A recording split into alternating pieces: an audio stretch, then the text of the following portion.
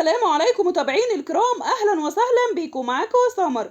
النهارده عنوان الفيديو بتاعنا هقول لكم حكايه طبق عاشوراء. هو ايه حكايه يوم عاشوراء وليه كل يوم عاشوراء لازم نعمل طبق حلويات بيتعمل مخصوص لليوم ده؟ تعالوا اما اقول لكم. هنلاقي ان عاشوراء جايه من كلمه عاشوراء اللي هو العاشر من شهر محرم. اليوم ده مستحب فيه الصيام عند اهل السنه، بس عند اخواننا الشيعة بقى بيكون يوم حزين جدا. طب ليه؟ برضو انا هقول لكم. لان ده اليوم اللي اتقتل فيه الامام الحسين رضي الله عنه في معركة كربلاء. طب اهل السنة ليه بيصوموا يوم عاشوراء؟ علشان اللي ورد عن الرسول صلى الله عليه وسلم في حديث متفق عليه عن ابن عباس، قال ان الرسول صلى الله عليه وسلم لما جه من مكة للمدينة لقى ان اليهود بيصوموا يوم عاشوراء، فلما سألهم الرسول صلى الله عليه وسلم